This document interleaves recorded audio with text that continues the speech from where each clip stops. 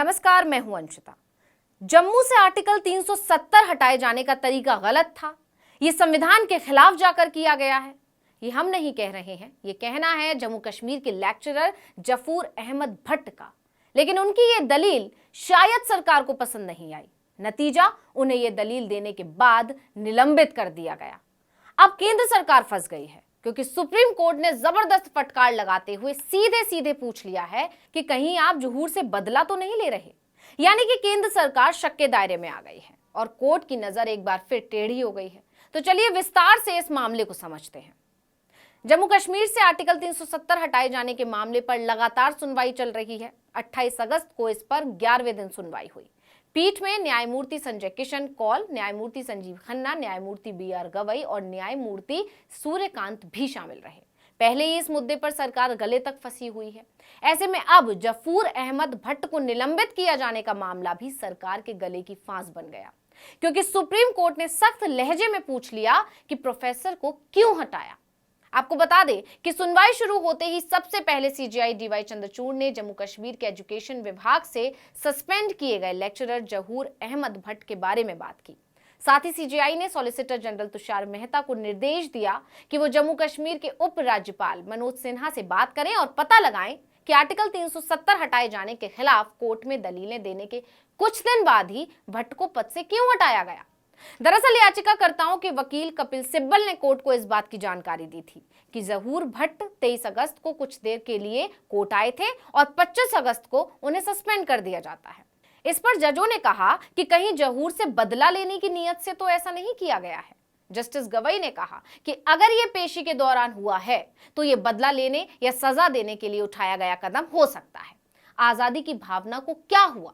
जब तुषार मेहता पर CJI के सवालों का कोई जवाब नहीं बना तो उन्होंने आर्टिकल 370 से जुड़ी याचिकाओं पर दलीलें देना शुरू कर दिया, लेकिन विवाद वैसा ही बना रहा। तो अब विवाद की वजह को समझ लेते हैं। तो आपको बता दें कि जम्मू कश्मीर के शिक्षा विभाग ने लेक्चरर जहूर अहमद भट्ट को निलंबित कर दिया।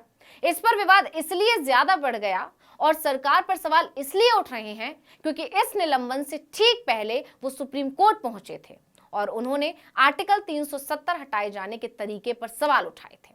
भट्ट ने इस बात पर जोर दिया था कि वो छात्रों को भारतीय संविधान और लोकतंत्र के बारे में बताने में मुश्किलों का सामना कर रहे हैं। उन्होंने कोर्ट को बताया था कि जब हम जम्मू कश्मीर के छात्रों को संविधान के सिद्धांत पढ़ाने के लिए जाते हैं तो ये मेरे जैसे अध्यापक के लिए काफी चुनौतीपूर्ण है।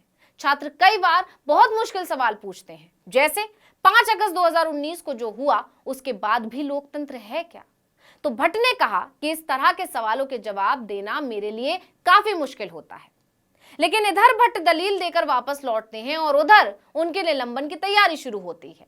जम्मू कश्मीर सिविल सेवा विनियम, जम्मू कश्मीर सरकारी कर्मचारी आचरण नियम और जम्मू कश्मीर अवकाश नियमों के प्रावधानों के उल्लंघन के लिए तत्काल प्रभाव से निलंबित कर दिया।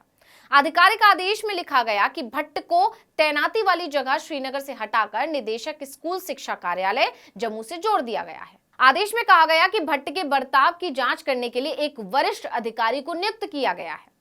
25 अगस्त 2023 दिन शुक्रवार को जारी आदेश में आगे कहा गया कि ये आदेश दिया जाता है कि सुबह मेहता संयुक्त निदेशक स्कूल शिक्षा जम्मू को जांच अधिकारी नियुक्त किया गया है, जो अधिकारी के आचरण की गहन जांच करेंगी। स्कूल शिक्षा विभाग के प्रधान सचिव आलोक कुमार ने एक आदेश में कहा कि व्यवहार के मामले में लंबित जांच को देखते हुए वर्तमान में श्रीनगर के जवाहर नगर के सरकारी अपर सेकेंडरी स्कूल में तैनात सोशल साइंस के सीनियर लेक्चरर जहूर अहमद भट्ट को जम्मू कश्मीर CSR जम्मू एवं कश्मीर सरकारी कर्मचारी आचरण नियम 1971 आदि के प्रावधानों के उल्लंघन के लिए तत्काल प्रभाव से निलंबित कर दिया गया है।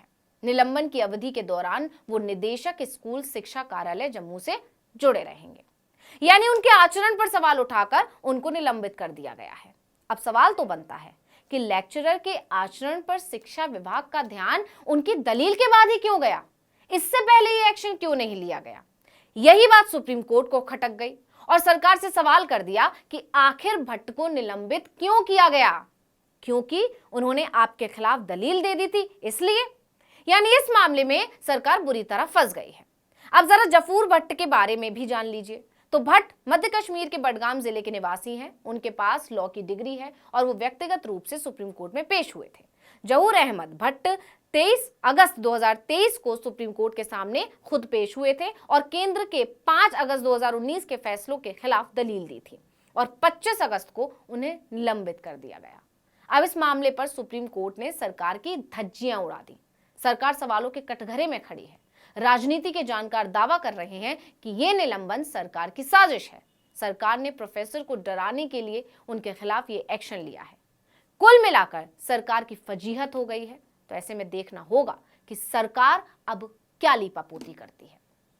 तो इस वीडियो में इतना ही। आपसे अनुरोध है कि यूट्यूब पर हमारे चैनल आर्टिकल 19 इंडिया को सब्सक्राइब कीजिए, फेसबुक पर लाइक कीजिए और कमेंट करके बताइए आपको हमारा ये वीडियो कैसा लगा। आने वाले दिनों में हम और किन मुद्दों पर वीडियो बनाएं ये भी जरूर बताइएगा। ट्विटर हैंडल है article19_India, इसको भी फॉलो कर लीजिए। नमस्कार।